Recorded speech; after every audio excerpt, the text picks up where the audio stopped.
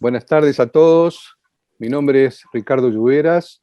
Me estoy encargando junto con el doctor Gustavo Pedernera de la sesión de coronarios del PROEDUCAR. Es un gusto estar acá en la tarde con ustedes, junto con el doctor Pedernera, que es cardiólogo intervencionista del ICVA y director actual del boletín de PROEDUCAR. Tenemos el agrado de estar con ustedes. Adelante, Gustavo.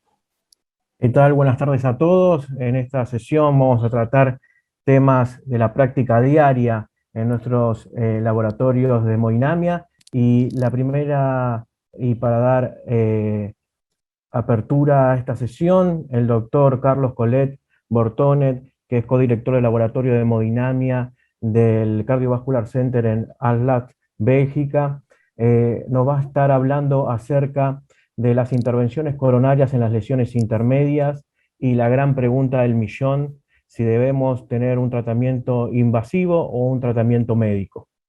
Cuando quieras, Carlos.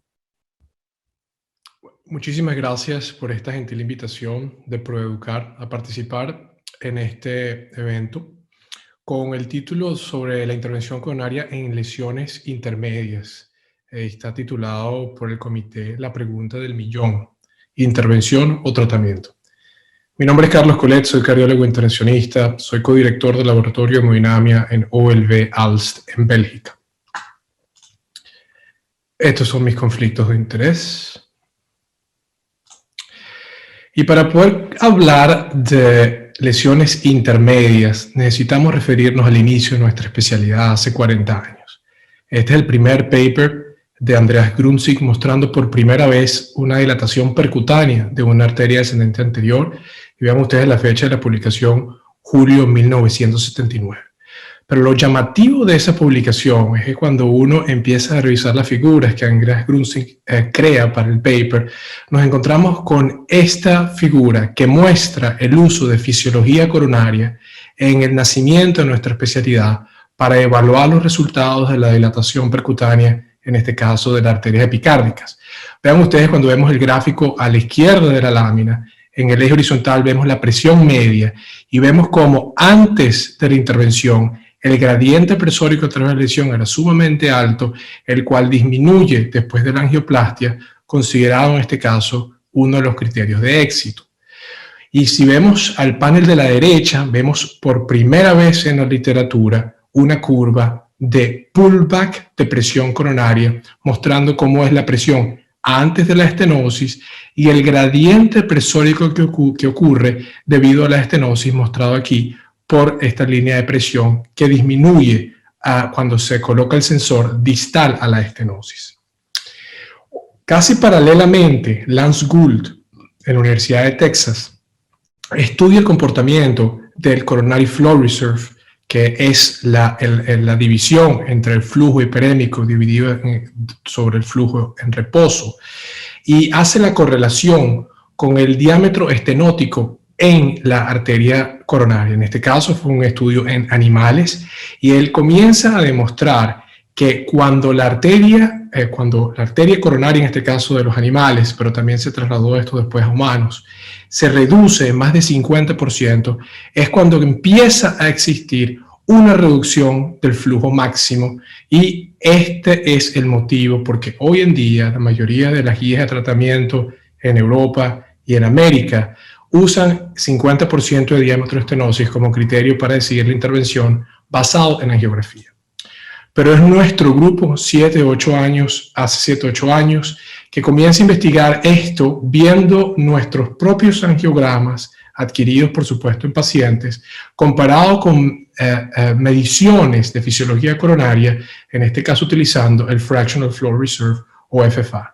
Y vean ustedes que en esta figura que tenemos en la parte derecha de la lámina, prácticamente no podemos identificar un patrón claro de correlación entre el eje del horizontal, que es el FFR, y el eje vertical, en este caso, el diámetro estenótico. Es decir, que un paciente con diámetro estenótico de 50 tiene el mismo chance de tener un flujo coronario normal o abnormal. Y basado en esto se empiezan a definir algunos términos, en este caso lesiones intermedias, que son el motivo de nuestra charla hoy en día. Hoy en día se reconoce que lesiones por encima del 70-80% casi siempre son isquémicas y deben ser tratadas. Por el otro lado, lesiones menores de 30 o 20% casi nunca son isquémicas y por lo tanto no deben ser tratadas. Pero existe un gran grupo de lesiones entre 30 y 70%, las llamadas lesiones intermedias, donde hay que usar herramientas como las mediciones de fisiología coronaria para entender el beneficio que puede tener este paciente de ser tratado. Para esto les presento, ustedes ya están familiarizados con este concepto del Fractional Flow Reserve. Es muy sencillo, es simplemente la división de la presión obtenida en la arteria coronaria distal a la obstrucción a través de un sensor que viene en una guía angioplastia, dividido por la presión aórtica, y esta medición ocurre durante hiperemia. Les muestro sencillamente lo que obtenemos en el laboratorio de hemodinamia. Esto es un trazado de las dos presiones para obtener el radio de FFR. En este caso, la curva roja representa la presión aórtica y la curva verde la presión en el sensor distal de la arteria coronaria. Y es la división entre la presión media de la aórtica y la presión media de la arteria coronaria distal la que nos da este número de 61. Un fractional flow reserve de 61 quiere decir que el flujo está reducido, en este caso, en 39%, lo que debería ser normal. Y es importantísimo tener claro que FFR no significa isquemia. El FFR es un índice de flujo epicárdico coronario y isquemia es un concepto aplicado al miocardio. Les muestro el resultado de, por ejemplo, mediciones del Fractional Flow Reserve en este tipo de lesión, que es prácticamente una lesión a suboclusión. Vean ustedes que el flujo en esta arteria está disminuido hasta un 33% de lo normal. Y en esta otra lesión, que estamos todos de acuerdo que es una lesión moderada, en este caso el flujo es 65% de lo que debería ser en condiciones normales. Es verdad que el Fractional Flow Reserve fue validado contra las diferentes pruebas no invasivas que tenemos. Este es un trabajo esencial para entender el progreso que ha habido en fisiología coronaria. Y vean ustedes que este es el motivo por el cual se decide utilizar un valor de tratamiento o de diferenciación entre positivo y negativo de 0,75 o 0,8. Y es precisamente basado en este paper donde se muestra que los pacientes con estudios no invasivos negativos, que son los verdes, están todos por encima del 0,8, y pacientes con estudios no invasivos positivos para isquemia están todos por debajo del número 75. Y este cutoff fue posteriormente probado en el DEFER trial, que mostró que los pacientes que tienen un FFR mayor de 75 y no se les trata desde el punto de vista de angioplastia percutánea, tienen una excelente evolución clínica comparable con pacientes que eran isquémicos y recibieron PCI y con pacientes que no eran isquémicos y recibieron PCI. Por lo tanto, demostrando que hay seguridad en diferir el tratamiento percutáneo en pacientes con FFR mayor de 0,75. Seguidamente, el estudio FAME-1, conocido por ustedes, demuestra que decisiones basadas en FFR son superiores a decisiones basadas en angiografía con eventos adversos como gold standard. Y si vemos los resultados del estudio FAME-2, demuestra que cuando los pacientes tienen un FFR por debajo de 0,8, a estos pacientes les va mejor si son tratados con, en este caso, angioplastia y stents de última generación, comparado con pacientes que son manejados únicamente con tratamiento médico. En los pacientes que son manejados únicamente con tratamiento médico, esto es lo que les ocurre. Si el FFR es mayor de 0,8, estos pacientes prácticamente no tienen ningún evento en el seguimiento posterior. Pero si los pacientes tienen un FFR por debajo de 0,8, comienzan a haber más eventos. Y miren qué interesante esta lámina publicada por Emanuel Barbato hace aproximadamente 7-8 años, mostrando cómo a mayor limitación de la conducción de sangre en la arteria coronaria, es decir, a valores más bajos del FFR, mayor probabilidad de tener un evento adverso hay, nuevamente en pacientes no tratados desde el punto de vista percutáneo. Pero tenemos este estudio publicado el año pasado que no podemos dejar de nombrar, que es el estudio isquemia, que aparentemente mostró que no hay ninguna diferencia entre manejar a los pacientes desde el punto de vista conservador, es decir, con medicamentos, o referirlos al laboratorio de hemodinamia para posterior tratamiento, y le muestro las curas publicadas en el New England Journal of Medicine del año pasado. Pero a isquemia hay que evaluarla tomando en cuenta varios factores. Primero, esto no se generaliza para todos nuestros pacientes. Nosotros hicimos un estudio en nuestro departamento y prácticamente entre 8 y 9% de los pacientes que son referidos a la sala de hemodinamia cumplen los criterios de inclusión de isquemia. El endpoint primario de este estudio es un compuesto que es atípico para los estudios de hemodinamia, incluyendo resucitación y otras causas y otros puntos en el endpoint compuesto. Hubo un cambio de definición, pero el cuarto punto es una cosa que para mí, que estoy envolvido en varios estudios clínicos, es impresionante. En promedio, los participantes en isquemia, los hospitales que participaron, incluyeron un paciente cada 4 meses en el estudio, y este fue, por supuesto, uno de los motivos por qué el estudio demoró tanto tiempo. Es decir, estos no son los pacientes de la práctica clínica diaria, estos fueron pacientes escogidos a dedo y, por supuesto, tomó casi 10 años en completar este estudio con esta tasa de inclusión. Nosotros hemos evaluado isquemias de otra manera. Lo que le estoy mostrando aquí es una lámina que muestra el riesgo del paciente de tener un infarto del miocardio estratificado por el tiempo de randomización con los datos de isquemia. Miren lo que nosotros encontramos. Hay un riesgo y todo lo que está por encima de esta línea azul favorece el tratamiento conservador. Hay un riesgo inicial, por supuesto, que está fundamentado en la ocurrencia de mayores eventos periprocedimientos con la fase inicial, y este es el motivo porque hay un mayor riesgo, en este caso la intervención percutánea, por supuesto, durante el procedimiento. Pero miren lo que pasa después.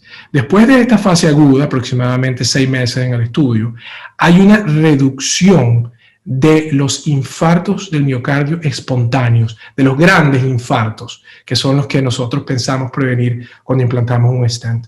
Desde mi punto de vista, estos son datos, es la primera vez que tenemos este tipo de datos mostrando cómo la angioplastia con stents de última generación reduce la ocurrencia de infartos del miocardio. Y si nosotros combinamos los datos de FAME2 y los datos de isquemia, esto lo hemos publicado la semana pasada, muestra que hay una reducción aproximadamente del 36% de infartos al miocardio cuando los pacientes son tratados de forma invasiva comparado con tratamiento médico. Uno de los motivos por los que nosotros pensamos que isquemia es negativo es básicamente por la hipótesis que está por debajo del estudio. La hipótesis de que la isquemia reversible está asociada con eventos adversos y debe ser el objetivo de tratamiento es una hipótesis que debe ser revisada, y les voy a explicar por qué.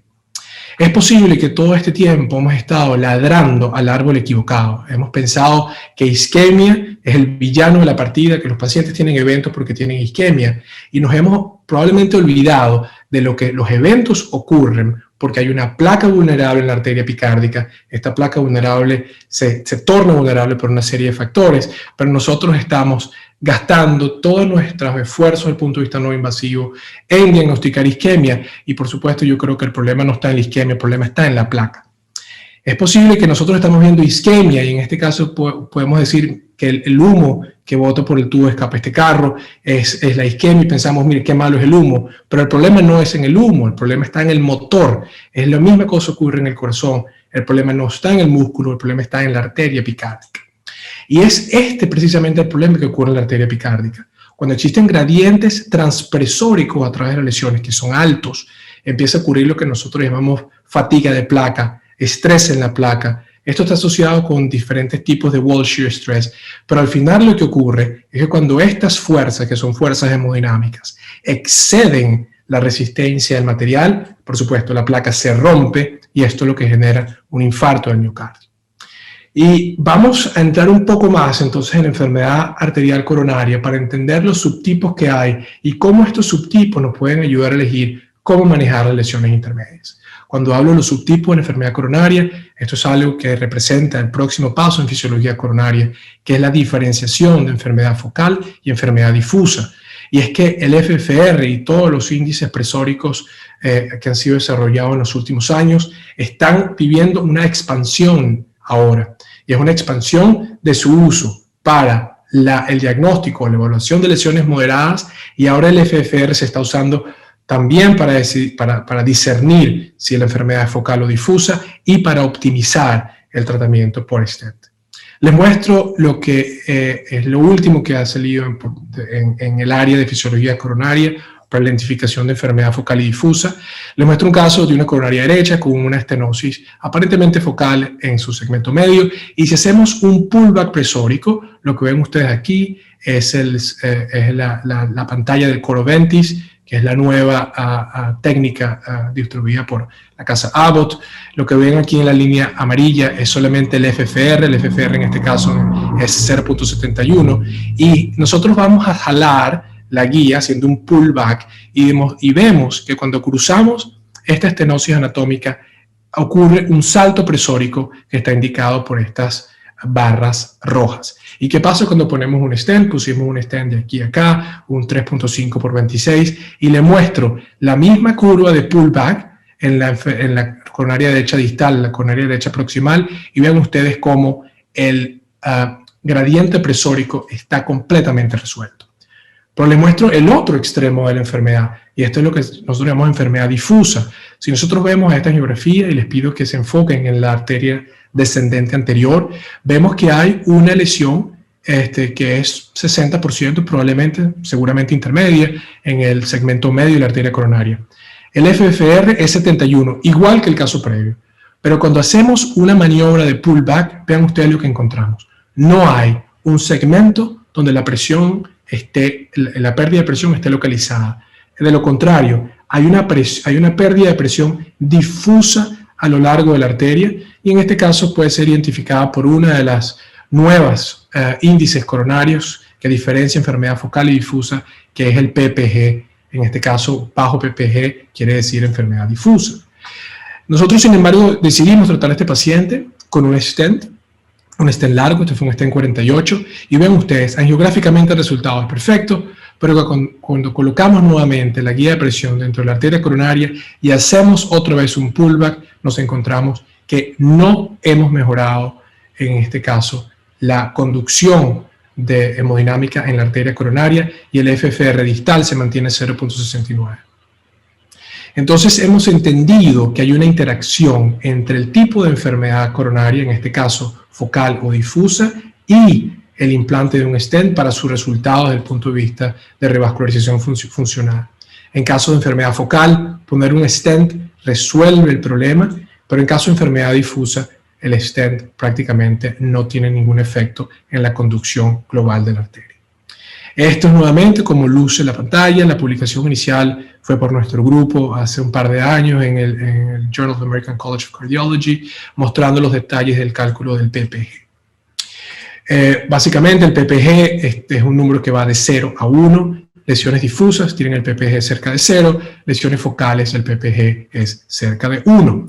Y les muestro lo que pasa cuando uno hace angioplastias en lesiones focales y difusas. Ven ustedes el plot aquí a la izquierda.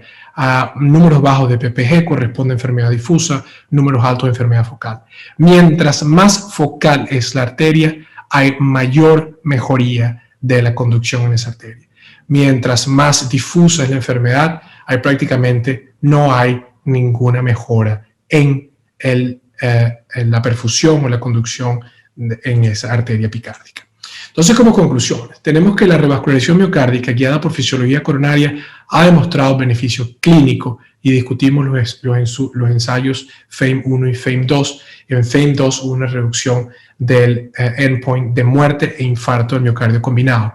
Y esto comparado con dos cosas: FAME1 con revascularización guiada por angiografía, y FAME2 comparado con tratamiento médico en pacientes con FFR debajo de 0.8. La evaluación de los gradientes presóricos tras lesión hacen parte integral de la técnica de medición con fisiología coronaria y deben ser realizados en todos los pacientes.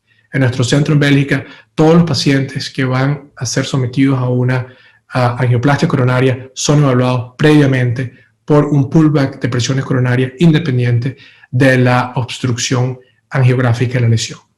y la decisión sobre la revascularización en lesiones intermediarias debe ser sustentada por fisiología coronaria, no solo con un punto, sino con una maniobra de pullback para entender si en ese caso nosotros estamos ayudando al paciente a liberar resistencia en la arteria pericárdica o no. Y por supuesto, cada paciente debe ser individualizado, la intervención debe ser vista considerando los riesgos propios al escenario anatómico y al escenario clínico. Muchísimas gracias por su atención. Muchas gracias, Carlos, por tu presentación, la verdad que interesantísima. Yo diría dejar las preguntas para más adelante de la sesión, avancemos en ella. Avisamos a los participantes, al público, que puede hacer preguntas que son recibidas y después son presentadas a los expositores. Pasamos entonces al siguiente presentador, que es el doctor Pedro Beraldo Andrade, que nos va a hablar de intervención coronaria en pacientes con angina estable, cuándo y por qué. Inicialmente, eu gostaria de agradecer à comissão organizadora do ProEducar por esse convite em estar participando dessa importante sessão. Coube a mim abordar o tema intervenção coronária percutânea em pacientes com doença coronária crônica estável, quando, para quem. Tenho conflitos de interesse relacionado a esta apresentação. Eu gostaria de começar contando por um dado importante que nossa prática clínica atual ela é regida, boa parte, por informações advindas de estudos antigos, alguns deles com mais de 30 anos, comparativos entre a cirurgia cardíaca e o tratamento clínico. E esses estudos, de uma forma uniforme, eles nos mostravam que quanto mais grave o paciente, maior era o benefício obtido a partir de estratégias de revascularização. Então, notadamente, os pacientes com doença multiarterial e disfunção ventricular esquerda, pacientes de tronco de coronária esquerda ou multiarteriais com angina de grau severo, particularmente eles tinham um benefício em termos de redução de mortalidade quando era instituída uma estratégia de revascularização, sendo à época a estratégia cirúrgica. Com o avançar da intervenção coronária e também com o avançar da terapêutica clínica ótima, né, do tratamento médico otimizado, era natural que surgissem estudos comparativos entre a intervenção coronária percutânea e esse tratamento clínico ótimo. Então, nós temos, eu diria, 3 estudos importantes nesse contexto, que avaliavam, diferentemente desses estudos cirúrgicos, onde a complexidade dos pacientes era grande, agora avaliando uma população de pacientes angiograficamente selecionados, ou seja, esses estudos, você tinha um conhecimento prévio da anatomia do paciente, os pacientes tinham a manifestação estável da doença coronária e fração de ejeção ventricular esquerda preservada. Talvez um dos estudos mais emblemáticos do CORAGE, ele avaliou aproximadamente 2.260 pacientes tratados com intervenção coronária percutânea ou uma terapêutica clínica otimizada. Esse estudo foram publicados já, os desfechos já de um acompanhamento tardio, de até 15 anos, e ele não mostrou uma diferença em termos de desfechos clínicos adversos graves, como morte, infarto, instituindo-se ou não a terapêutica de revascularização percutânea. Ou seja, a terapêutica clínica otimizada, ela se mostrava uma boa estratégia inicial no tratamento de pacientes. O estudo CORAGE, ele tem algumas informações, houve um benefício significativo inicial da intervenção coronária percutânea na redução do grau de angina e também no grau de isquemia. A intervenção era mais eficaz que o tratamento clínico e reduzir a carga isquêmica. E um subestudo posterior, chamado CORAGE nuclear, mostrou que quanto maior a capacidade de redução de isquemia, melhores eram os desfechos do paciente, gerando aí uma hipótese, então, de um perfil de paciente que eventualmente poderia se beneficiar da estratégia percutânea. Um estudo de tamanho semelhante, o estudo BARI 2D, aqui avaliando 20 pacientes com doença coronária crônica, mas portadores de diabetes mellitus. Esse estudo, então, os pacientes foram randomizados para a estratégia de revascularização, seja percutânea ou cirúrgica, versus um tratamento clínico.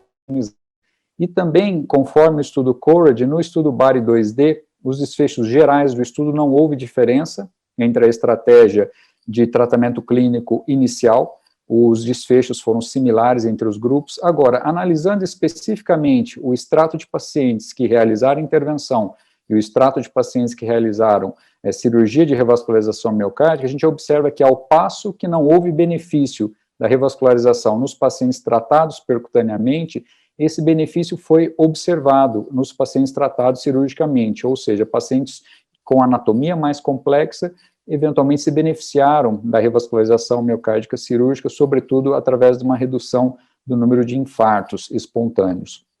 Em um outro estudo importante, embora menor, um estudo com 888 pacientes, o estudo FAME2, esses pacientes com doença crônica, também com angiografia já prévia à inclusão do paciente, eles eram randomizados para estratégia clínica otimizada ou para intervenção coronária percutânea, mediante um achado de uma reserva de fluxo fracionada isquêmica, ou seja, abaixo de 0,8.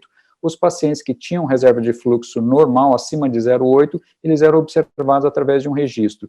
E esse estudo, diferentemente dos demais, ele mostrou um benefício da revascularização percutânea em pacientes com reserva de fluxo fracionada alterada, em termos de redução de eventos adversos, notadamente pela redução de necessidade de revascularização de urgência. Então, foi um estudo que mostrou que os pacientes submetidos à intervenção coronária percutânea apresentavam menor necessidade de revascularização de urgência.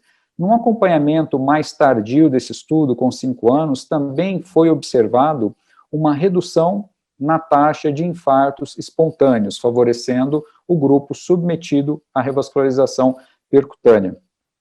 Então, baseado nesses achados, nós temos hoje as recomendações atuais das revisões contemporâneas das diretrizes. Citaria a última diretriz europeia de 2019 do diagnóstico e manejo da doença coronária crônica. Então, a gente observa aqui aquelas informações iniciais provenientes dos estudos em pacientes submetidos à cirurgia de um perfil de risco maior, como portadores de lesão de tronco, doenças envolvendo vasos multiarteriais, com disfunção ventricular esquerda, artéria derradeira, né, um único vaso patente com lesão grave, e essa informação do portador de uma área isquêmica importante, acima de 10%, baseada num registro que mostrava que pacientes com área isquêmica acima de 10% do ventrículo esquerdo submetidos à revascularização, eles tinham um benefício em termos de redução de eventos adversos graves, ou uma reserva de fluxo fracionada alterada.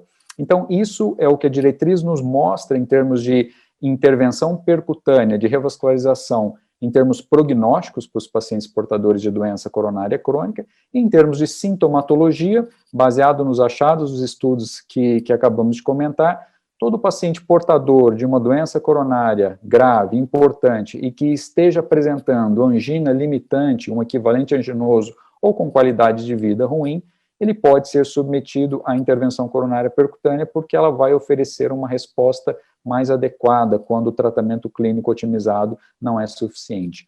Mas nesse contexto surge agora um estudo mais importante, mais significativo em termos de condução, da maneira como ele foi concebido, porque ele tenta minimizar as principais falhas dos estudos que o antecederam. É o estudo Isquímia.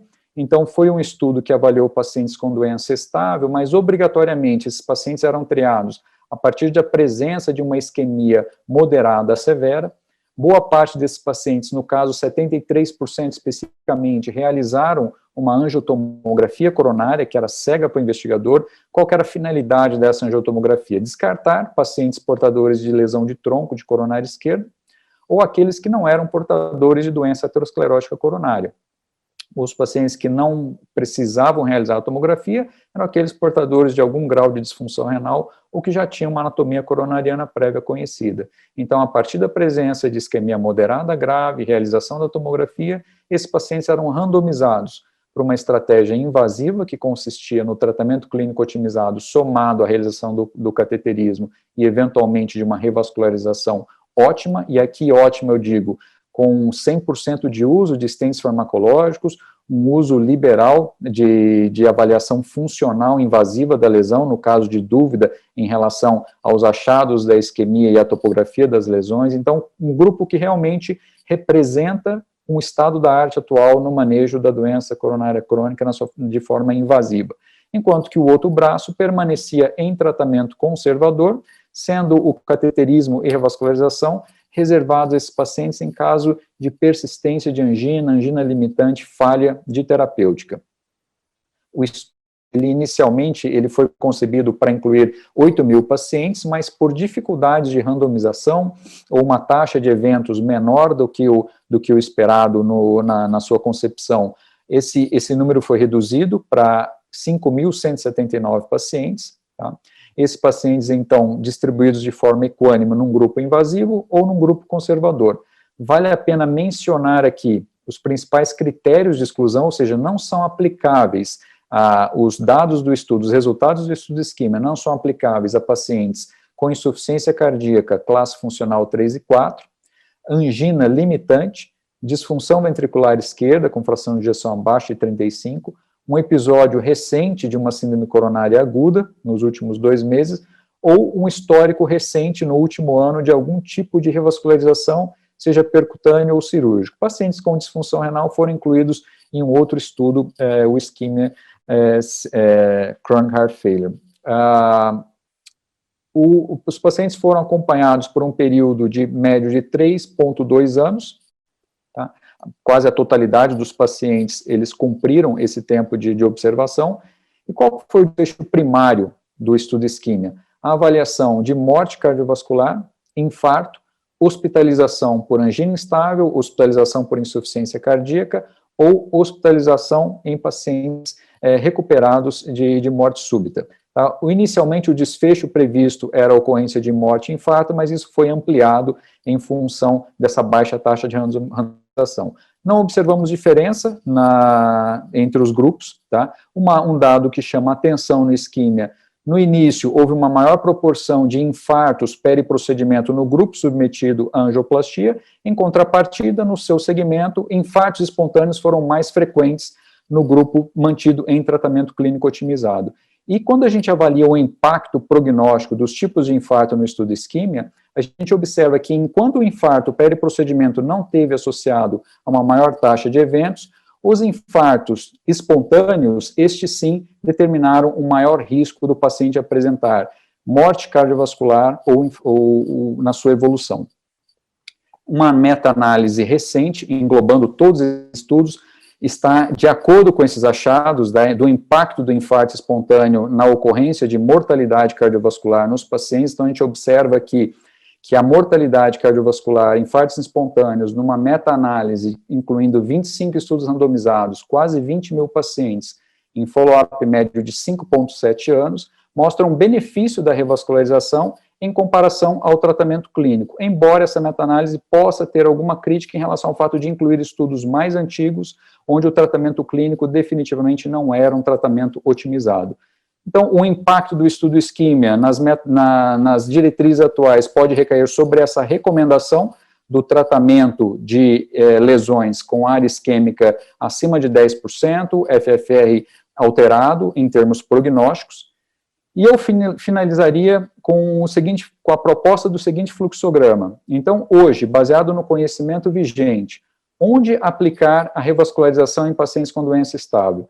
Se o paciente tem angina infrequente, aceitável, a qualidade de vida do paciente ela é aceitável para ele, você deve excluir a presença de doença de tronco de coronária esquerda, excluir pacientes com disfunção ventricular, que estejam com insuficiência cardíaca, classe 3 ou 4, episódios recentes de síndrome coronária aguda ou revascularização recente, identificação de doença não obstrutiva. Excluídos esses aspectos, se o paciente, com uso de terapêutica medicamentosa, ele tem uma qualidade de vida aceitável, ok, possamos continuar com o manejo clínico desse paciente. Agora, nos pacientes que estão com angina limitante, qualidade de vida ruim, ou na presença de doença de tronco, coronariopatia multiarterial, disfunção ventricular, a estratégia invasiva com angiografia coronária e revascularização deve ser a estratégia recomendada. O impacto do infarto espontâneo na evolução desses pacientes, ela vai ser uma informação importante que nós vamos ter a partir do acompanhamento de 10 anos previsto do estudo Ischemia. Essa era a informação que eu gostaria de passar. Muito obrigado. Muchísimas gracias, Pedro. Muy clara y muy didáctica tu charla. En honor al tiempo vamos a continuar con la próxima charla. Previamente quiero hacerle acordar a toda la audiencia que pueden realizar sus preguntas o comentarios a todos los panelistas y que luego las vamos a estar reproduciendo al final de la sesión. En esta próxima charla, el doctor Alejandro Golmit de Argentina nos va a estar hablando acerca de la intervención en los pacientes diabéticos con enfermedad de múltiples vasos y la evidencia actual para la mejor intervención. Buenas. Quería agradecer a Leandro Lasabe y a Producar por la invitación. Ahora, para ver nuestro tema, uno debería preguntarse ¿cuál es una de las situaciones clínicas más angustiantes y desafiantes? Pienso el paciente diabético y con enfermedad de múltiples vasos, porque el tema es qué hacer, cómo, cuándo, por qué. En mi opinión como cardiólogo, esta pregunta tiene una sola respuesta. Hasta ahora hablábamos de cirugía de bypass. Pero esta respuesta sabemos que tiene más de 20 años de actividad. Y queremos ver si ahora en el 2021 tendrá la misma respuesta. ¿Qué nuevas herramientas tenemos para poder de alguna manera responder que sea más eficaz a esta pregunta? Cuando analizamos un poco la data histórica, recordemos que en el 2007 se publica el BARI con un seguimiento a 10 años. Muestra de que no hubo un beneficio significativo ni mayor en la mortalidad o infarto con las dos estrategias. Pero sí destacamos que solo se usó un balón en las angioplastias. Luego pasamos al ART con un seguimiento a 5 años, en donde sabemos que no hubo diferencias significativas en la mortalidad entre la colocación de stent y la cirugía por enfermedad multivasal. Además, la incidencia de accidente cerebrovascular o infarto de miocardio sabemos que no fue significativamente diferente entre los dos grupos. Con un MACE general mayor en el grupo de los que tenían stent, impulsados por la mayor necesidad de repetir la revascularización. Ahora, ¿sabemos que realmente qué stent se utilizó en este estudio? Sí, stent metálicos. Hoy en día, ¿alguno de ustedes utilizaría un bare metal stent en pacientes diabéticos y con enfermedad multivasal? Sabemos que no. Entonces, pasemos al Syntax. Hace 2 años se publicó en Lancet el seguimiento a 10 años. A los 10 años se vio que no existió diferencias significativas en muerte por todas las causas entre las que se realizaron con angioplastia utilizando stent liberadores de paclitaxel. Y quiero acá destacar que se usaron stent de primera generación comparados contra cirugía. Sin embargo, la cirugía proporcionó un beneficio de supervivencia significativo en pacientes con enfermedad de 3 vasos, pero en pacientes con tronco severo también. A modo de resumen, llegamos al estudio Freedom, publicado en el 2012, en donde demostró que la cirugía fue mayor que la angioplastia en el sentido que redujo significativamente la tasa de muerte e infarto de miocardio con una mayor tasa de accidente cerebrovascular a 3.8 años. Pero en el análisis extendido a 7.5 años, la mortalidad no mostró un real beneficio en la cirugía. Acá podemos decir que algo cambió, es que se usaron stent que tampoco ya se usan hoy en día. Entonces, ¿la historia nos condena o nos estimula a seguir investigando? Pero obviamente cargando una mochila muy interesante. En el JACC en el 2020 se publicó este interesante metaanálisis con más de 4.519 pacientes que fueron en el grupo angioplastia y 9.716 pacientes en el grupo cirugía, en donde los valores de MACE a largo plazo dan a favor en muerte e infarto y reintervención para las cirugías, y no tuvo una diferencia significativa con la angioplastia. Pero acá habría que analizar varios puntos que no están escritos, o tal vez están escritos con una letra muy chiquita. Primero, la revascularización incompleta de los pacientes con angioplastia, que eran pacientes diabéticos, hace que la incidencia de reintervención sea mayor, el cual no debería ser visto como una complicación, porque seguramente ninguno de ustedes le haría una angioplastia a una lesión que no evidencia isquemia y pueden hacerlo por el método que ustedes quisieran. Otro punto, el B. Los puentes ocluidos no son mayoritariamente reintervenidos en la vida habitual, a diferencia de sí la reestenosis. Otro punto, el C. Este registro se inició en el 2008, lo cual no tenían en ese momento los stents de tercera generación. Otro punto, el D. En referencia a la selección de si un paciente era mejor candidato a cirugía o angioplastia, y no sabemos cómo fue que se decidió si un paciente debía ir a un grupo o a otro.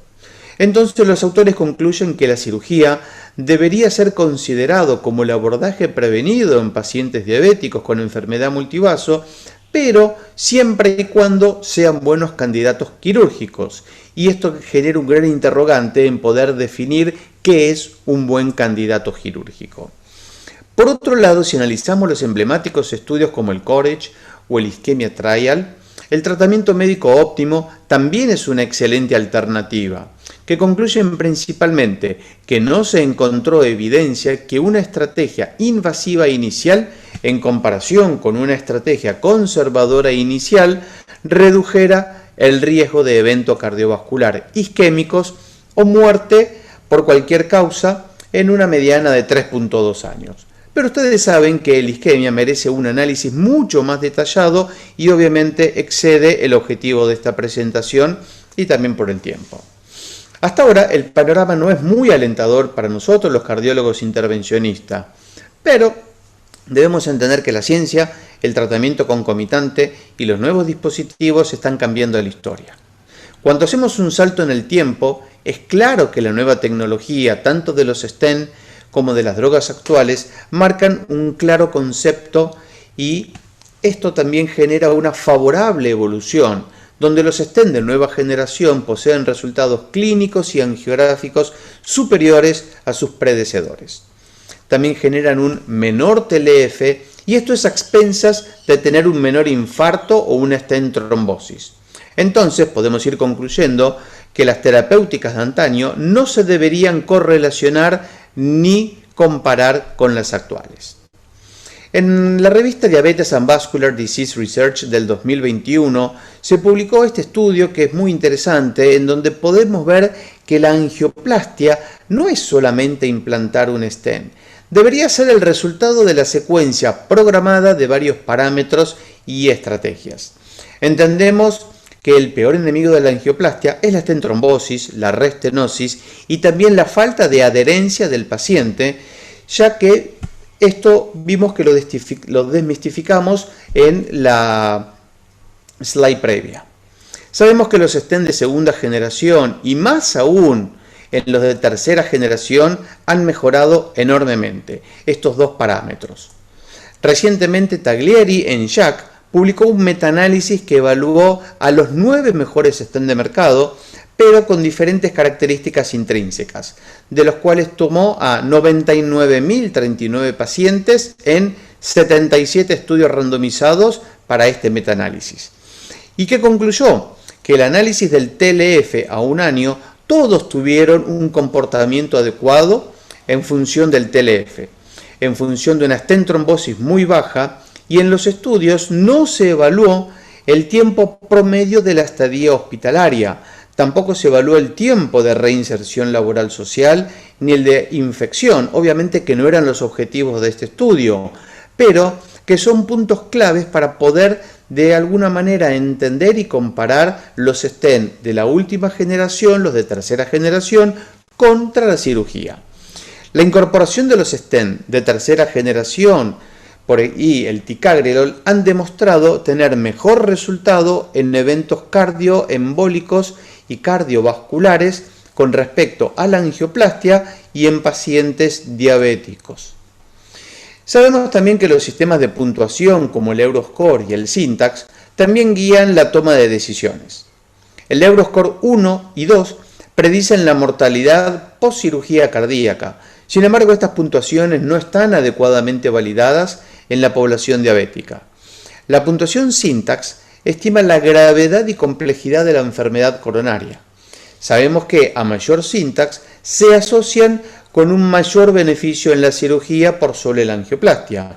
Pero recordemos que el Syntax está validado sobre el stent Taxus, que es un stent de generación previa. Además, no es adecuado tener este método para predecir en pacientes con diabetes, por lo que no es una herramienta ideal o adecuada como para poder guiar una estrategia en diabéticos con enfermedad de múltiples vasos. El SYNTAX-2 del 2020 permite predecir muerte a 10 años y eventos cardiovasculares adversos importantes a 5 años. Y puede ayudar a identificar a las personas que se benefician con cirugía o angioplastia, apoyando así a los equipos cardíacos, los pacientes y sus familias para poder seleccionar de manera estratégica cuál es la mejor opción de revascularización. En tan solo unas 7 diapositivas, resumir la evolución de la angioplastia y la cirugía en este grupo de pacientes es muy complejo y la balanza hasta ahora vimos que se inclina a la opción quirúrgica. Pero como pudimos ver, no solo se evaluaron todos los parámetros, sino hay otras cosas que hay que tener en cuenta. Y sí tuvimos un aprendizaje bastante importante. Cuando evaluamos 3 de los mejores stents de mercados, sí, según este estudio, la tasa de mortalidad ronda entre el 1.2 y el 2.3% y el TBF no supera el 4.9%, con valores muy superiores como vimos previamente en el estudio Freedom, que rondaba entre el 10 al 25%. Si comparamos pacientes del mundo real, publicado este año, con pacientes diabéticos y enfermedad de 3 vasos que son sometidos a una angioplastia o una cirugía, versus también cuál sería el mejor tratamiento óptimo, podemos ver que en el seguimiento a 10 años la mortalidad fue significativamente menor en el grupo angioplastia. El riesgo de MACE con el método intervencionista fue mejor que el tratamiento médico solo, el tratamiento médico óptimo, para decirlo de otra manera. Pero acá la cirugía tuvo menor riesgo que la angioplastia a expensas del infarto. Pero como contrapartida, la cirugía tuvo mayor stroke. También, cuando se subanaliza la cirugía versus la angioplastia según el SYNTAX, no se encontraron diferencias con respecto a la muerte. Realmente el porqué todavía está en fase de análisis, ya que es multifactorial, pero sí el arsenal de la cardiología intervencionista podemos encontrar nuevos stents con nuevos diseños más adaptados, por ejemplo, las celdas abiertas, los polímeros que son biocompatibles, los strat que son finos o ultrafinos, y de esta manera se optimiza el tiempo y la calidad de endotelización.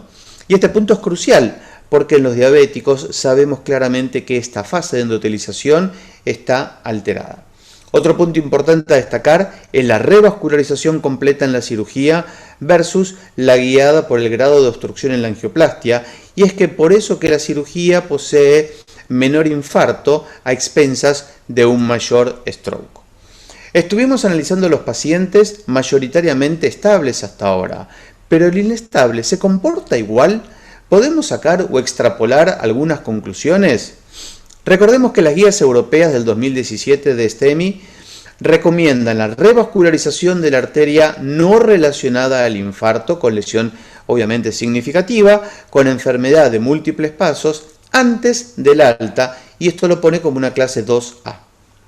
En el metaanálisis más grande realizado hasta la fecha, una estrategia de revascularización completa con angioplastia más el tratamiento de la lesión no culpable se asoció con una reducción de la mortalidad cardiovascular en comparación con una estrategia de angioplastia con tratamiento de la lesión culpable solamente en pacientes con STEMI y enfermedad múltiples vasos. En este estudio se mostró una reducción del 38% en la mortalidad cardiovascular. Esta reducción de la mortalidad cardiovascular es consistente con una fuerte reducción de un nuevo infarto, con la revascularización completa. O sea, que la revascularización completa versus la lesión del vaso target disminuye la mortalidad y el infarto en los pacientes multivasos. Algo similar a la cirugía, como vimos hasta ahora. Recordemos que en este caso, hablando con el paciente, sí que está cursando un STEMI. Otro punto interesante es determinar qué sería una revascularización completa, ¿Y cuál es el método que realmente tendríamos que utilizar para decir que el paciente hay que revascularizarle todas las lesiones o todos los vasos? Está claro que esta situación en pacientes con STEMI, la circulación completa, ya sea en 1 o 2 tiempos, es la indicada. Y analizando este estudio, el Flowers MI, el estudio del FFR, se vio que no aportó un beneficio en términos de riesgo de muerte, infarto o revascularización urgente al año. Porque al año el 5,5% de los pacientes guiados por FFR fallecieron o tuvieron un infarto o una reintervención. Pero cuando se los comparó con el 4,4% de aquellos que la angiografía fue de alguna manera la estrategia para decidir la revascularización, podemos observar que no hay una significancia muy importante entre estos dos valores. El estudio aún no está terminado y debemos esperar hasta el próximo año para tener ya los resultados finales con el seguimiento a largo plazo. En conclusión, para ir terminando, podemos decir que la historia se está escribiendo. La cirugía sigue teniendo un papel preponderante en pacientes diabéticos con enfermedad múltiples vasos, pero que la incorporación de nuevas drogas, nuevos stent y la revascularización precoz está equiparando los resultados de muerte y de MACE. El trabajo en equipo, tener realmente un Real Heart Team es fundamental para seleccionar adecuadamente a cada paciente, teniendo en cuenta no solo si es diabético y el tipo de lesión, sino todos los demás aspectos que involucran al paciente. Muchas gracias. Muchas gracias, Alejandro, por la presentación. Vamos a tener la oportunidad de hablar al final cuando hagan todas las presentaciones. Ahora pasamos al próximo presentador, que es el doctor Christian Doberge, de Chile, que él es de la Clínica Alemana de Santiago y de la Universidad de Chile, y que va a presentarnos el síndrome coronario agudo con supra-DST y enfermedad multiarterial. Y la pregunta que se hace es: ¿revascularización completa? Buenos días. El síndrome coronario agudo con supranivel ST y enfermedad multiarterial es la revascularización completa. Este es nuestro tema a tratar. No tengo conflictos para esta charla. Es notable el descenso vertiginoso que ha tenido la mortalidad cardiovascular en los últimos 60 años en relacionado con la tecnología y disposición de nuevos tratamientos. El infarto agudo del miocardio sigue siendo una patología prevalente, siendo una de las principales causas de muerte a nivel mundial. Y frente a un paciente con un síndrome coronario agudo con supranivel DST, hasta el 50% de estos enfermos van a tener enfermedad de múltiple vaso. Ahora bien, en el paciente con infarto, la enfermedad de múltiple vaso implica un peor pronóstico, dado que hay una arteriosclerosis difusa, placas inestables o vulnerables, mayor carga isquémica y alteraciones de la contractilidad en las zonas no infartadas.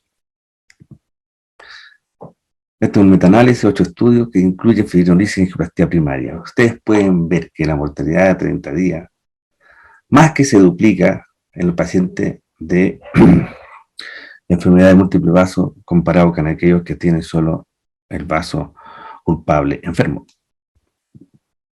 Así, ¿cuál debe ser la estrategia para el manejo de estos enfermos? O sea, tratar solo el vaso culpable y dejar terapia médica óptima en estos enfermos, ir solo al tratamiento de revascularización por isquemia inducida o síntomas, o ir a una revascularización completa. Entonces, la primera pregunta que tenemos es: ¿la revascularización completa es beneficiosa? Bien. Analicemos algunos estudios. El PRAMI. El PRAMI es un estudio pequeño, un poquito más de 230 pacientes por rama, en que tenemos, por un lado, revascularización completa y por otro lado, revascularización solo de vaso culpable. ¿Qué demostró esto? Que hubo al seguimiento a 36 meses, un 9% de revascularización completa tuvo el outcome, ¿no es cierto?, de muerte de infarto no fatal, muerte cardíacas, infarto no fatal y angina refractaria, comparado con el 23% en donde solo se trató el vaso culpable. No obstante esto es un estudio pequeño y básicamente la diferencia están dadas por la suma de todos los componentes del componente primario, ¿ya? Y así es, y sobre todo esto está dado por la necesidad de nuevas revascularizaciones. El COMPLETE Trial, es un estudio que ustedes conocen, muy famoso, fue lo mismo, muy parecido al anterior. También es un estudio pequeño, 150 pacientes por rama, donde podemos ver que fue beneficioso en disminuir el MACE a largo plazo, pero básicamente estuvo basado en la suma de todos los componentes del MACE, ¿no? Es decir, el poder estadístico de este trabajo no era tan importante.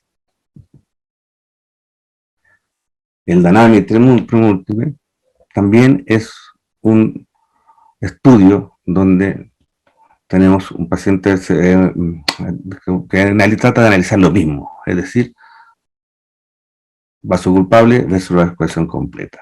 También en este caso, ustedes ven que el endpoint primario fue significativamente menor en los pacientes que se mantuvieron a la evacuación completa, pero también basado nuevamente en la isquemia que derivó en revascularización. En tanto que todas las causas de mortalidad o el reinfarto no fatal no tuvieron estadísticamente significancia, ¿ya? En este mismo estudio, en el Dynamic Pre-Multi, en el subestudio de resonancia cardíaca, ustedes pueden ver que no hubo diferencia en el pequeño grupo en que se analizó en el tamaño del infarto final, en el miocardio salvado, que se salvó, en la función ventricular y en el remodelado ventricular, ¿ya? Es decir, tampoco fue categórico en demostrar resultados positivos en este punto.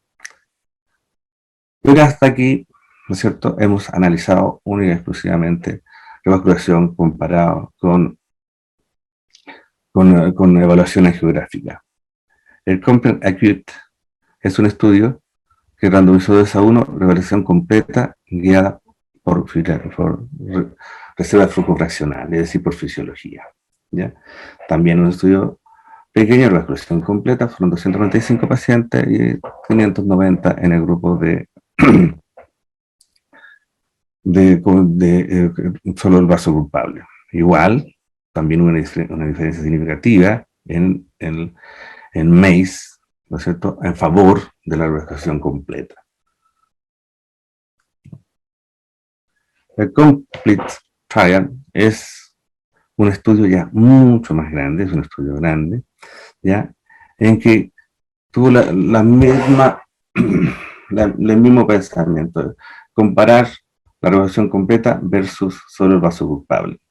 En este estudio ya, con un poder estadístico importante, lo que pudimos ver es que hubo el objetivo coprimario, ¿ya?, y el segundo objetivo coprimario, en ambos casos, demostró que había una disminución de muertes o infartos, había una disminución de la muerte cardiovascular, infarto o necesidad de revascularización por isquemia. Así que este es un estudio que demuestra la efectividad del tratamiento de la totalidad de los vasos en el paciente con un infarto con supra de nivel ST.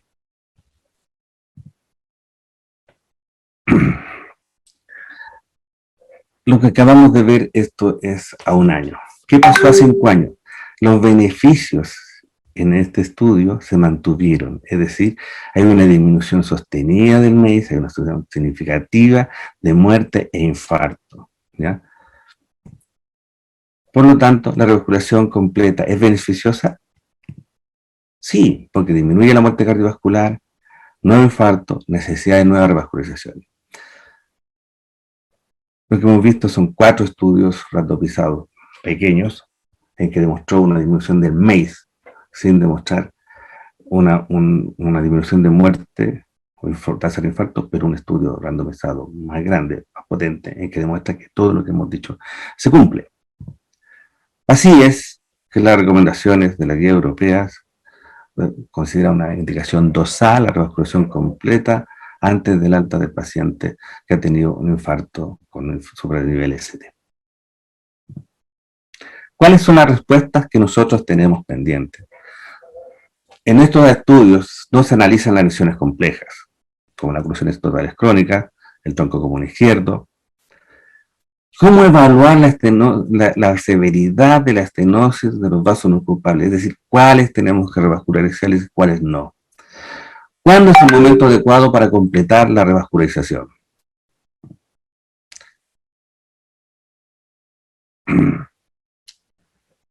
Ustedes saben que la presencia de oclusiones crónicas en el paciente con su infarto suprarrenal ST aumenta la mortalidad. Esto ha sido evaluado.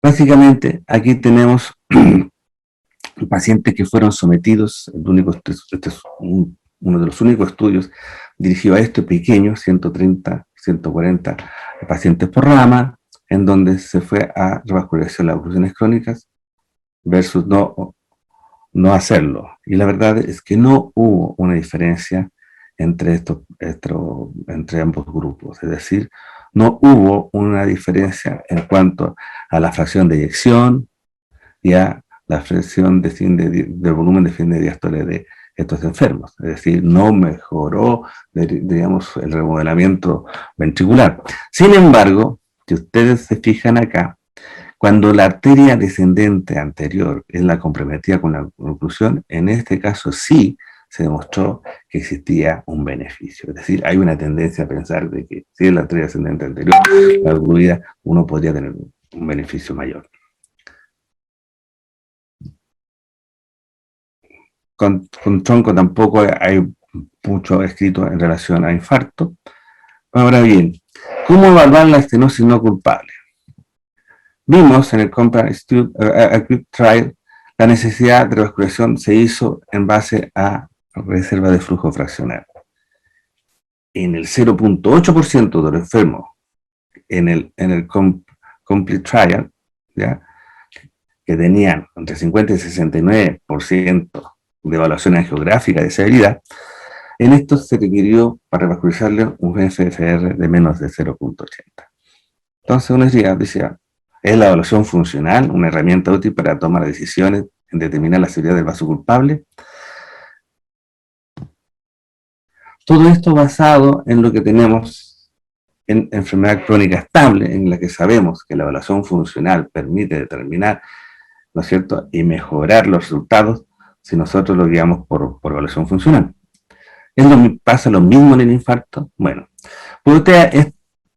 hace 2 meses atrás, ¿no es cierto?, se publicó el Flower AM, ¿no es cierto?, en el que mostró que la revascularización guiada por fisiología, en este caso FFR, no aportaba nada, no había mejoría.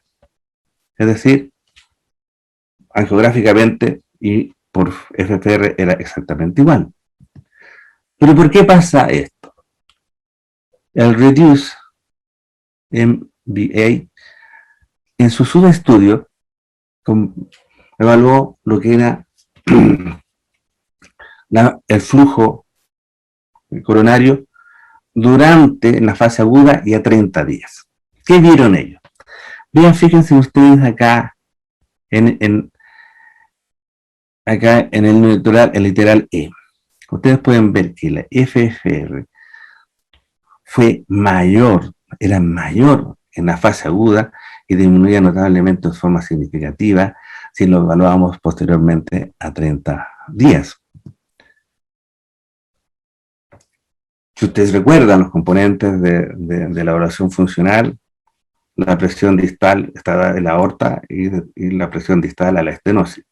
¿Qué pasó en relación a la respuesta de adenosina para inducir hiperemia en estos enfermos? Si ustedes se fijan, la presión aorta, o sea, la presión preestenótica, ¿no es cierto?, no varió tanto en agudo como en el seguimiento. No así la presión distal, en la que hubo un aumento del flujo, ¿no es cierto?, comparado a los 30 días con respecto al evento agudo. Entonces, podemos concluir que existen cambios en la microcirculación que no favorecen la evaluación funcional adecuada en el momento agudo del infarto, ¿ya? Esto se debe, ¿no es cierto?, a que hay varios mediadores, ¿no es cierto?, con la interleuquina 1, la norepinefrina, que van a producir vasoconstricción en este momento. Hay un bloqueo también de los receptores de adenosina, que se puede dar en el miocardio, y el aumento de la presión diastólica, que produce compresión microvascular durante el evento agudo, también disminuirían la respuesta a la hiperemia, ¿ya? Por lo tanto, uno puede concluir que la evaluación funcional en el momento agudo, básicamente con el FFR, otra cosa con IFR, pero no es el motivo de esta presentación, uno no debería tomarla como adecuada para evaluar a estas estenosis. Bueno, ¿qué pasa con imágenes intravasculares? No hay prácticamente mucho descrito respecto a esto en infarto. El subestudio del PROSPECT, ¿no es cierto?, en pacientes diabéticos con y sin síndrome coronario agudo, mostró que la presencia de TINCAP era de mal pronóstico en el paciente diabético. Es decir, la posibilidad de tener un mes a 3 años prácticamente era un tercio de enfermo comparado con aquellos en que el TINCAP no era, y diabetes no se conjugaba. Si bien esto es interesante, esto solo tiene valor pronóstico. Yo creo que en la actualidad no se pueden tomar decisiones con esto, es decir, no hacemos imágenes intravasculares en el momento agudo para evaluar las lesiones no culpables. Así, la angiografía es la forma de definir la necesidad de revascularizar el vaso no culpable y basado en los estudios que tenemos, o sea, no hay duda en las estenosis que tienen superiores a un 70%, pero no existe una definición clara para estenosis de menor severidad, es decir, aquellas que están entre un 50 y un 69%. ¿Cuál es el momento adecuado de revascularización completa? Prácticamente eso es una respuesta que no está. Sabemos que en el COMPLETE hasta se permitió en el grupo de revascularización completa hasta los 45 días después de la revascularización, y los resultados, ustedes los vieron, fueron óptimos. Así que no tenemos una respuesta clara con respecto al momento exacto, o sea, tiene que ser lo antes posible, probablemente en la hospitalización índice. Veíamos al principio cómo había disminuido la mortalidad global de la enfermedad cardiovascular, y también vemos que en el mismo transcurso de tiempo pasamos de tener una mortalidad del infarto de 30%, ahora tener una mortalidad de menos de 5%. O sea, logro básicamente de nuestra especialidad. En resumen, la revascularización completa en el infarto con supranivel ST disminuye la mortalidad cardiovascular, nuevo infarto y revascularización. Es decir, está absolutamente indicada y es el tratamiento de elección. No existe evidencia con las lesiones complejas, como oclusiones crónicas, lesiones de tronco. La evaluación de la severidad de la estenosis en la actualidad sigue siendo un gráfico en el contexto agudo, y el momento de la revascularización no está definido, pero hágalo lo antes posible. Muchas gracias. Bueno, muchas gracias, Cristian. Muy explicativa y muy didáctica tu presentación. Hemos abarcado durante estas charlas diferentes herramientas y escenarios de los pacientes. Ahora damos paso a la última de las charlas, que va a estar a cargo del doctor Gerardo Zapata, que él es jefe de la unidad coronaria del Instituto Cardiovascular de Rosario y vicepresidente de la Federación Argentina de Cardiología. Así que es un gusto enorme poder contar con tu presencia. Buenas tardes. Muchas gracias por haberme invitado a participar de este importante curso ProEducar Solasi para Fellows en su 11ª edición. El tema que voy a desarrollar es terapia antiplaquetaria ideal luego de la intervención coronaria, ¿cuál y cuánto tiempo? Este es un tema muy interesante porque está en constante actualización debido a muchos grupos en el mundo que trabajan para intentar conocer o demostrar cuál es la estrategia ideal. Para lograrlo, siempre tenemos que valorar, por un lado, el riesgo isquémico de nuestros pacientes. Lo podemos hacer a través de variables clínicas o a través de modelos matemáticos de predicción de riesgo, como son los scores, para determinar la cantidad de eventos, MACE o trombosis del stent de nuestros pacientes, y por otro lado, confrontarlo con la valoración del riesgo de sangrado. Pero siempre tener en cuenta aspectos muy importantes, como son los antecedentes patológicos, el cuadro clínico de presentación, la anatomía coronaria y el tipo de intervención o stent que vamos a decidir colocar. Todo esto para obtener este balance entre el riesgo de sangrado y el riesgo isquémico, esta zona ideal para mayor beneficio de nuestros pacientes. En realidad voy a tratar de responder estas dos preguntas, ¿cuál es la estrategia ideal y cuánto tiempo?, con estas 7 aseveraciones. En primer lugar, aspirina para todos los pacientes excepto contraindicaciones. En síndromes coronarios agudos, prasugrel y ticagrelor son superiores a clopidogrel en disminución de MACE, pero con mayor riesgo de sangrado. En pacientes con síndromes coronarios crónicos es aconsejable el clopidogrel. En síndromes coronarios agudos es preferible no administrar pretratamiento. Es posible realizar una estrategia de desescalonamiento. Como sexta premisa, la duración del tratamiento de la estrategia DAP dependerá del riesgo isquémico y hemorrágico de cada paciente luego del alta. Y por último, nuevas alternativas con monoterapia sin aspirina son posibles. Podríamos terminar la charla aquí, pero voy a intentar en los próximos 10 minutos afirmar estas 7 respuestas con la evidencia disponible. En primer lugar, decirles que aspirina para todos los pacientes excepto contraindicaciones, siempre a dosis bajas. Sabemos desde hace mucho tiempo, ya más de una década, que si utilizamos en síndrome coronarios agudos los antiagregantes plaquetarios P2Y12 más potentes, como son ticagrelor o prasugrel, vamos a obtener un mayor beneficio clínico en términos de reducción de puntos finales isquémicos, como muerte, stroke o ACV, con ambas estrategias, y estas deben durar hasta el año, según recomiendan todas las guías. Vamos a tener un costo adicional, en el caso del prasugrel, un exceso de sangrado de alrededor del 30%, y con ticagrelor en el escenario del intervencionismo coronario, el sangrado no fue estadísticamente significativo.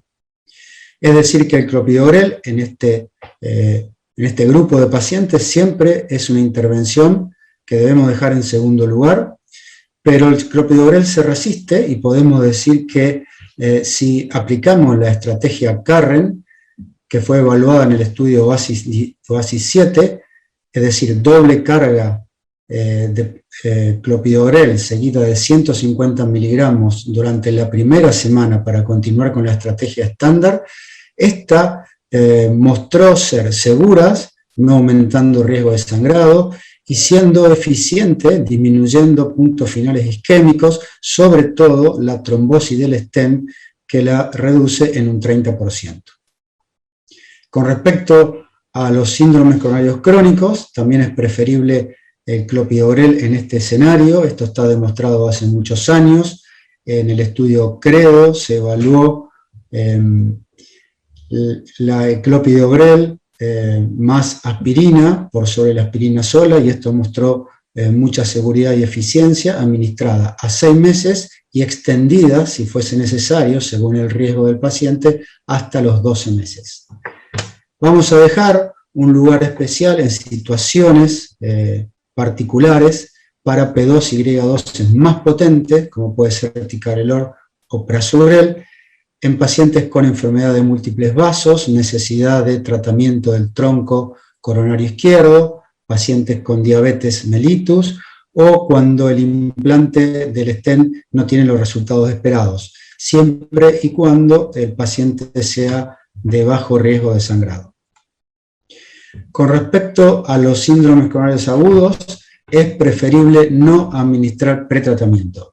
Este tema es muy interesante, fue evaluado hace algunos años en el estudio ACOAS, donde evaluó realizar pretratamiento con prasugrel, es decir, dosis de carga antes de la coronariografía, o esperar a realizar la carga una vez conocida la anatomía coronaria y determinada la necesidad del intervencionismo. Los pacientes con pretratamiento tuvieron significativamente más sangrado, aumentaron al doble el riesgo de sangrado, y como pueden ver, si no hacemos el pretratamiento, no perdemos seguridad, ya que los eventos isquémicos fueron absolutamente iguales haciendo pretratamiento o sin pretratamiento. En este mismo sentido, se publicó el estudio ISAR-REACT-5, que si bien el estudio tiene muchas críticas debido a su diseño especialmente, comparó también, a mi criterio, dos estrategias. Para mí está en forma inadecuada colocado ticagrelor versus prasugrel, ya que ticagrelor fue administrado de manera con carga y mantenimiento antes de la coronariografía, es decir, aquí hubo un pretratamiento, y se comparó con la estrategia ACOAS, que el prasugrel fue carga y mantenimiento luego de la cinecoronariografía. Entonces la estrategia, otra vez, de precarga no resulta favorable porque aumenta el riesgo de sangrado y aumenta incluso en este estudio el número de eventos isquémicos. Este es un estudio interesante que salió publicado algunos días, y es el temor que si realizamos la carga en la sala de hemodinamia no obtengamos el tiempo suficiente de agregación plaquetaria. Y aquí se observa que si hacemos esto que es el crushed, la trituración, molemos la pastilla de prasugrel, vamos a obtener un 50% más de inhibición de agregación plaquetaria en forma más rápida y sostenida. Y en cuanto a los síndromes coronarios agudos sin elevación del ST, cuando planeamos la cinecoronariografía después de las 24 horas, y esto sucede en muchos centros, aquí sí aconsejamos pretratamiento, y esto dependerá del balance entre el riesgo isquémico y de sangrado de nuestros pacientes. En el caso de riesgo isquémico bajo y sangrado más alto, el pretratamiento lo podemos hacer con clopidogrel, y en el caso de riesgo de sangrado bajo, isquémico alto, el pretratamiento lo podemos hacer con ticagrelor. ¿Es posible el desescalonamiento? Este también es un tema interesante, de mucha actualidad. El desescalonamiento fue evaluado en estos estudios, y de hecho es una práctica que ocurre comúnmente, la realizamos todos, y lo hacemos para aumentar la adherencia del tratamiento de nuestros pacientes, lo hacemos para disminuir costos, disminuir sangrados, pero la recomendación es no hacerlo de manera rutinaria y no hacerlo sobre todo antes de los 30 días. Esto es porque sabemos que el riesgo del sangrado permanece estable mientras nosotros indiquemos el tratamiento antitrombótico, pero el riesgo de trombosis del stent es un riesgo tiempo dependiente. Y esto disminuye exponencialmente cuando pasan el primer mes o los primeros 3 meses. Entonces los candidatos para hacer este desescalonamiento pueden ser pacientes de alto riesgo de sangrado y riesgo isquémico intermedio. Este interesante estudio fue publicado recientemente en el último ACC, que mostró en pacientes con infartos, 2.700 pacientes aproximadamente, realizar luego del primer mes, en el cual se utilizó ticagrelor, el desescalonamiento a clopidogrel. Esto fue comparado con continuar la terapia hasta el año con ticagrelor, y se observó un claro beneficio en reducción del criterio de valoración principal combinado de eficacia y seguridad en un 50%.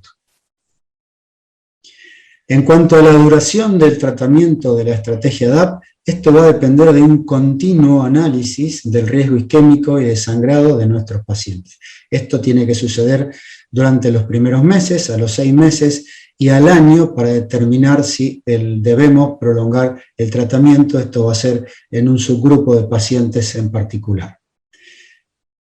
Son varios los metaanálisis publicados para contestar estas preguntas. Este es uno de los más importantes porque son 17 estudios con casi 47.000 pacientes y nos muestra que si nosotros acortamos la estrategia con respecto a la duración estándar, que es 1 año que recomiendan las guías, vamos a tener menor sangrado en nuestros pacientes.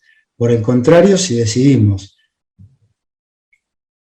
en este caso, prolongar la estrategia más allá del año, vamos a ganar en reducción de infartos y trombosis del stent tardía.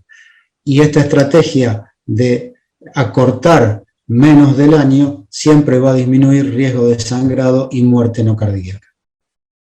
Para contestar la última pregunta, nuevas alternativas con monoterapia sin aspirina son posibles, y esto sí está demostrado ya en estos 4 principales estudios, casi 30.000 pacientes. Global Leader y Twilight son los más importantes, y puede observarse que si utilizamos un antiagregante plaquetario potente como ticagrelor, podemos suspender la aspirina luego del mes y de los 3 meses y vamos a tener muchísima seguridad. Es muy robusto este metaanálisis en cuanto a que los MACE son iguales y vamos a tener una tendencia a disminuir el riesgo de sangrado. Para finalizar, como mensaje final, para evaluar el riesgo no es necesaria una puja entre los médicos cardiólogos clínicos que tienen miedo a las hemorragias o a los médicos intervencionistas para prevenir la trombosis, sino lo más importante es trabajar en equipo, un equipo multidisciplinario que pueda determinar riesgos y elegir la estrategia más conveniente para nuestros pacientes. Muchísimas gracias, le mando un saludo desde Rosario, Santa Fe, Argentina. Bueno, muchísimas gracias, Gerardo. Muy buena tu presentación. Tenemos unos minutos para realizar y ver algunas preguntas que hubo hacia el panel o comentarios. Tenemos al doctor Hugo Londero que nos va a estar diciendo sobre una pregunta que surgió. Buenas tardes a todos. Les comento que hubo varias felicitaciones de las presentaciones de los panelistas. Y podríamos avanzar con una pregunta para el doctor Cristian, que sobre todo en estas sesiones del ProEducar, ¿cuál sería un buen consejo para un hemodinamista que está comenzando a utilizar FFR en la sala? Y en las lesiones coronarias intermedias, ¿cuáles son mandatorias o no dejarías de usar un FFR? Y también, ¿qué utilidad le darías a la FFR en post-angioplastia? Ok, bien. Vale, gracias por la pregunta. Yo creo que la pregunta nace de un poco de algo de confusión, ¿eh? En primer lugar, o sea, mi charla se centró en el paciente agudo. El doctor Collet habló del paciente estable, ¿ya? No tenemos ninguna duda de que esta herramienta es muy útil en el paciente estable, ¿ya?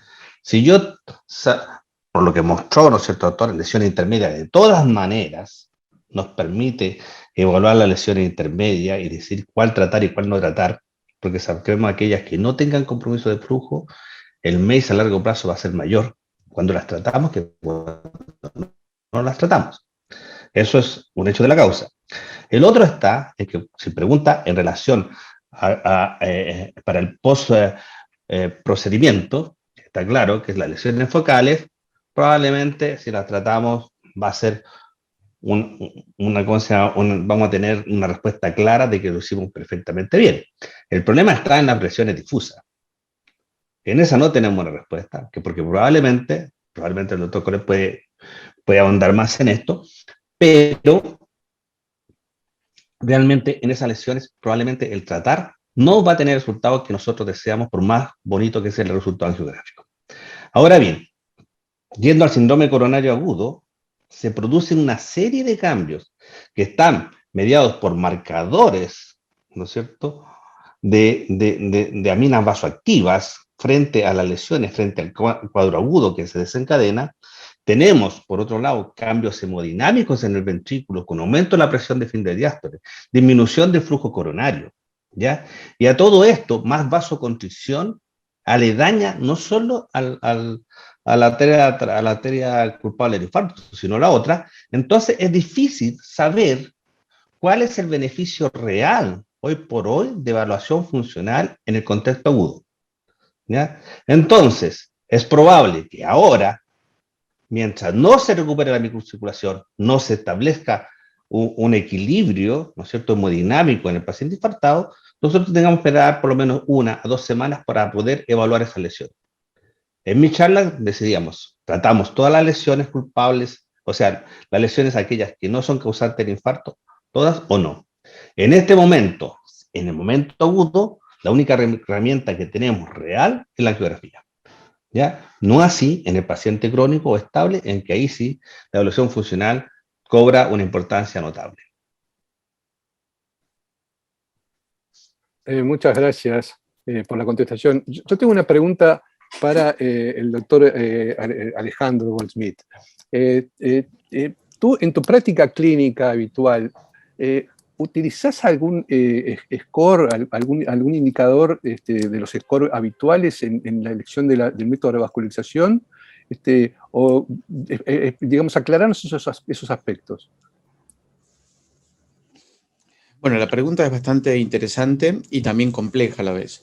Los scores actuales, como un poquito había mencionado, están basadas en tecnologías un poco no tan actuales, en donde creo que muchos utilizamos el Syntax o el Syntax 2, y sabemos que el Syntax está basado puntualmente en un stent que prácticamente ya está fuera de mercado, con resultados totalmente distintos a los stent actuales. Creo que no hay un score en particular que uno pueda utilizar, sino justamente tener en cuenta varios scores y funcionalmente, como dijeron en las presentaciones previas, tener el concepto de Heart Team, en donde conjuntamente con todo el equipo y el paciente explicarle cuáles pueden ser los beneficios, cuáles pueden ser las complicaciones y cuáles pueden ser las necesidades de ese paciente. Y en base a eso, sí decidir la conducta. Para contestarte, Ricardo, puntualmente la pregunta, si tengo un score en particular, la respuesta es no. Y lo vamos viendo y se va evaluando puntualmente con cada paciente. ¿Gustavo? Sí, Hugo, perdón. Tengo una pregunta para el doctor Zapata. ¿Qué antiagregación él maneja en pacientes con antecedentes de sangrado? Bueno, muchas gracias por la pregunta, es muy interesante. Claramente, todos los pacientes tienen que recibir una adecuada estratificación de riesgo. El riesgo isquémico por un lado y el riesgo de sangrado por otro. Y es bastante común, según ciertos grupos etarios, el riesgo de sangrado en escenarios especiales, sobre todo en los pacientes con síndrome coronario agudo. Preferentemente en estos pacientes, la estrategia que utilizamos es clopidogrel. Tratamos de no utilizar los P2 y 12 más potentes, como prasugrel o ticagrelor, pero siempre importante tener en cuenta el balance de los riesgos. Si predomina fuertemente el riesgo de sangrado, claramente las drogas menos potentes tienen que ser utilizadas y el menor tiempo posible, balanceando también el riesgo durante el seguimiento de los pacientes. Muchísimas gracias, Gerardo, y en honor al tiempo, terminando sobre la hora, le agradecemos muchísimo a todos los expositores, a toda la audiencia que nos ha acompañado durante toda esta sesión, que hemos recorrido todas las herramientas que contamos en la sala de hemodinamia para definir uno de los escenarios más desafiantes que tenemos, que son las lesiones intermedias, el tratamiento médico que lo va a acompañar, y bueno, los dejamos con la próxima sesión de cardiopatía estructural del 11º curso ProEducar para Fellows de Solasi. Muchas gracias a todos.